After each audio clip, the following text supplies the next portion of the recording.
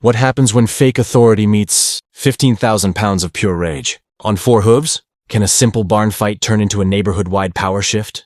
Ever been underestimated, and then came back swinging with the law on your side? What really happens when an HOA starts acting like the FBI and picks the wrong barn to mess with? And what if I told you the entire neighborhood finally turned on the woman who thought she ran everything? I never thought owning a peaceful ranch outside a small town would turn into a full-blown war with people who act like they're the FBI, but with clipboards and garden shears. It started with a letter. Violation notice, unauthorized agricultural use. I laughed, thought it was a joke. My family's owned this land for over 60 years. Long before the HOA even existed. But no, this was personal. The HOA president, Linda Mayfield, bleach blonde bob, obsessed with bylaws, had a vendetta against my barn. Said it was unsightly and non-compliant. Said I was hiding something in there. She wasn't wrong, but it wasn't what she thought. One morning, I came back from the feed store and found yellow caution tape across my driveway. 2 HOA security officers, neither of whom looked qualified to guard a lemonade stand, were strutting around my property like they owned it. And the barn door? Busted open. They didn't have a warrant, didn't notify me, just broke in. But here's the part that no one, especially not Linda, expected. Inside that barn were 5 massive 3,000-pound bulls, breeding stock, worth more than Linda's entire house. And those boys don't like strangers. Let's just say, the HOA trespass squad didn't leave with the same swagger they came in with. And me? I had a plan. Because if they wanted war over my land, they were about to find out just how much firepower I could bring, legally, of course. You see, when I moved back to my family's ranch 3 years ago, I wasn't looking for drama. I just wanted peace. Sunrise over the pastures, the smell of fresh hay, the occasional bull bellowing like a demon at 5 a.m., real peace. But apparently, peace has enemies. The neighborhood around the ranch used to be farmland too, until the developers moved in and turned it into one of those faux country HOAs, picket fences, fake shutters, and a 40-page rulebook no one actually reads, except Linda Mayfield. Linda wasn't elected. She appointed herself president when the old one moved to Florida. And the power? It went straight to her sun hat-covered head. At first, it was petty stuff. She left notes on my mailbox. Please trim your grass to HOA standard height. Then she knocked on my door to inform me that my barn clashed with the neighborhood's aesthetic. Ma'am, it's a barn. It's supposed to look like it survived a tornado in a time machine. But then things got sneakier. One morning, my gate was left open. My bulls nearly wandered out onto the road. If my nephew hadn't been there to wrangle them back, it could have been deadly. I checked the security footage. Grainy but clear enough. 2 HOA board members. Middle of the night. Unlocking my gate, smirking. I filed a complaint with the sheriff. But it's an HOA matter, they said. So Linda started sending violation letters weekly. One said my livestock violated neighborhood tranquility. Another claimed I was operating an unregistered commercial entity. Spoiler alert. I had every permit I needed. Agricultural zoning, livestock registration, business license. My granddad set all that up decades ago, but they didn't care. And then one day, Linda showed up with what she called HOA enforcement officers. A couple guys in black polos with the HOA logo stitched like they were part of some elite suburban SWAT team. They demanded to inspect the barn. I laughed, told them they'd need a warrant. Linda's eyes narrowed like a hawk spotting a mouse. You're hiding something in there, she said. We will find out. That was just the beginning. After the barn standoff, things escalated fast. And by fast, I mean borderline criminally. First came the fines. $50 a day for excessive animal noise. $200 for unauthorized structure usage. $500 for refusal to comply with inspection. They were making up violations faster than I could read them. My mailbox looked like it owed the IRS. I tried reasoning with them. I showed Linda my documentation, the agricultural zoning maps, my breeder's license, even the lineage paperwork for the bulls. She didn't even look. Just said, "You think your little farm makes you above the rules? This isn't your granddaddy's land anymore." Oh, really? Tell that to the deed with my last name on it. Signed in 1961. But then, and I swear I'm not exaggerating, they sent a drone. Yep, a drone. Middle of the day, I hear buzzing overhead. I look up, and there's this little quadcopter hovering over my property, peeking into the barn windows. I grabbed my phone, filmed it, and then calmly walked back into the house, and came out with my old-fashioned solution, a slingshot and a bag of marbles. 3 shots later, that drone dropped like a sack of potatoes into my water trough.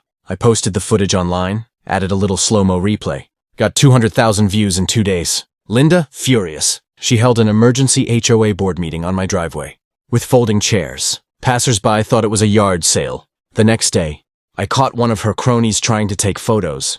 Inside the barn through a crack in the wall. I confronted him. He claimed he was documenting a code violation. He left with a face full of cow manure, courtesy of my bull Diesel, who apparently has impeccable aim.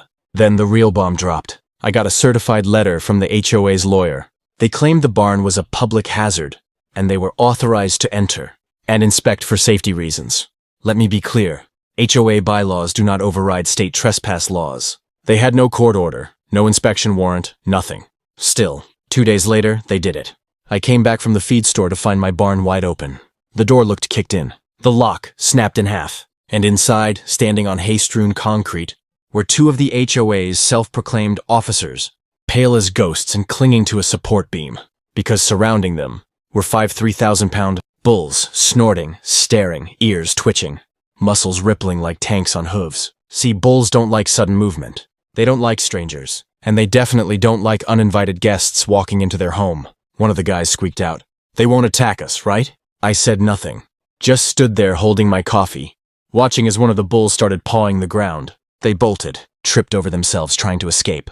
One of them actually dove out the side window. A window. Linda showed up 30 minutes later, demanding an apology, to which I politely responded, "I'll apologize when you apologize to the bulls for trespassing." She lost it, called the sheriff. This time the deputies sided with me. I showed them footage from my barn cams, full color, night vision HD, showed the exact moment they broke in. No warrant, no permission. The sheriff looked at Linda and said, "You're lucky no one got gored." And just like that, the power started to shift. They tried to break me with threats and intimidation. But now, I was done playing defense. It was time to go on the offensive. After the sheriff left, Linda and her little HOA militia had no idea I was already 10 steps ahead. They thought I was some quiet ranch guy with a barn full of livestock and not much else going on. What they didn't know? I've got a law degree. Yep, went to school in my 20s, before deciding the courtroom wasn't for me. Turns out I preferred mud on my boots and a sunrise over a judge's bench. But I remembered enough to know how to build a case, and how to dismantle one. So step 1, paper trail. I gathered every notice, every letter, every fake citation, and scanned them into a tidy little folder. Labeled it Harassment and Trespassing, HOA. I also pulled county records, proving my land had been agriculturally zoned before the HOA was even formed. Legally, they had zero say over my operations. Step 2, security upgrades. I installed motion sensors, floodlights, and extra cameras, not just on the barn, but all around the perimeter. And signs too. Private agricultural property, no trespassing. Trespassers may be filmed, reported, and charged. Step 3, public pressure. Remember that video of me slingshotting the drone? I posted a follow-up. Footage of the HOA cops breaking into my barn and meeting my bulls. Added a little dramatic music, labeled it. When the HOA acts like the FBI and finds out the farm fights back. 500,000 views in under a week. Comments flooded in. File charges! Justice for Diesel. Linda needs a hobby. People were hooked. Some even started mailing me custom signs. One said, "Bull Country, enter at your own risk." Another had a cartoon of Linda getting chased by a cow with sunglasses. Step 4, legal letter. I drafted a cease and desist, using the HOA's own bylaws and local statutes. It cited trespassing, attempted surveillance, property damage, and harassment. I hand-delivered it to Linda during their next board meeting, which she was holding on the sidewalk across from my property, complete with lemonade and lawn chairs like it was a barbecue. She tried to play cool. "This intimidation won't work," she said. "Oh, it's not intimidation," I replied. "It's notification of what's coming next." And then I smiled, because the real nail in the coffin was the petition. You see, most of the HOA residents didn't actually like Linda. She was overbearing, paranoid, and had fined half the neighborhood for things like improper flag placement or plants that grew too aggressively. So I printed flyers, created a website, posted the drone footage and barn break-in story with context and receipts. Within 2 weeks, over 70% of residents signed a petition to remove Linda as president. Turns out they were thrilled to have someone finally stand up to her. At the next HOA meeting, I brought the petition in a binder, slammed it down right in front of her. "This," I said, "is what happens when you mistake authority for ownership." Her hands shook. The vote passed, unanimous. Linda Mayfield was officially removed as HOA president. And me? Oh, I wasn't done just yet, because if they thought a few fines and a broken barn lock would stop me, they had no idea who they were dealing with. 2 weeks after Linda was removed as president. She still hadn't let it go. I thought she'd retreat quietly. Maybe move on to knitting or start a war with the local squirrels instead. But nope, the woman doubled down. She filed a formal civil complaint against me, claiming emotional distress caused by aggressive livestock and online humiliation. She even tried to get a restraining order, which backfired spectacularly when her own footage was submitted as evidence. Footage that she captured via the illegal drone flight and unauthorized barn entry. The judge took one look at the footage and said, "Ma'am, you're lucky those bulls didn't kill someone." Case dismissed. Linda was fined for filing a frivolous lawsuit, but I wasn't done. I took the barn break-in report, complete with sheriff, documentation and security footage, to the county prosecutor. And guess what? They agreed to file misdemeanor trespassing charges against the 2 HOA officers. Nothing dramatic, but enough to give them a permanent little badge of dishonor. And Linda? She got a visit from animal control. Turns out, one of the neighbors she'd harassed decided to anonymously tip off the authorities, claiming that Linda had been illegally trapping raccoons and relocating them into my pasture, which explained the sudden uptick in critter chaos over the last month. They found cages in her garage, rusted, unmarked. She was fined, again. And then came the cherry on top. Remember that HOA board? The one that used to back her every move? They asked me, if I'd consider joining the board as a voice of reason. I declined, of course. I've got bulls to raise and fences to mend, but I did offer to host the annual HOA BBQ at my ranch. Yes, the same barn they once tried to shut down. I even printed special invitations with a cartoon of Linda getting chased by a bull named Justice. When the day came, I made pulled beef brisket, coleslaw, and sweet tea. The new HOA president made a toast to knowing your boundaries and respecting your neighbors. Everyone laughed, except Linda. She didn't show up. But one of her old cronies did stop by and apologized. He said, "We thought you were just some angry farmer. We didn't realize you were the smartest guy on the block." I just smiled and said, "Next time, knock before you open a bull barn." Looking back, it's almost funny how a barn and a few bulls could spark an all-out turf war in a sleepy suburban fringe. But the truth is, this wasn't just about livestock, or bylaws, or Linda. It was about control. People like her, they don't just want order. They want obedience.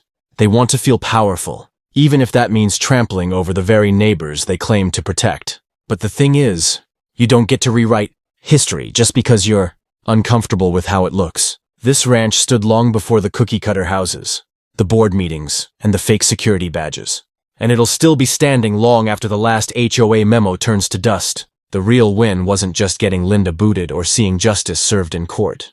It was watching the neighborhood wake up. People who were too scared to speak started asking questions. Some even put up little signs on their fences that read, "Respect the ranch."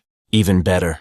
Diesel, my most ornery bull, got his own Instagram. One of the kids down the street started it. He's got over 12,000 followers now. Bio says, "Neighborhood security since 25. So yeah, justice was served. Slow roasted, smoked for 12 hours, and served with a side of sweet tea at my barn BBQ. Now I want to hear from you. What would you have done if your HOA broke into your property without a warrant? Drop your answer in the comments. And if you made it to the end, type "justice served," so I know you're part of the bull squad. And hey, next time someone underestimates a farmer, just remember, the quiet ones usually have the biggest horns.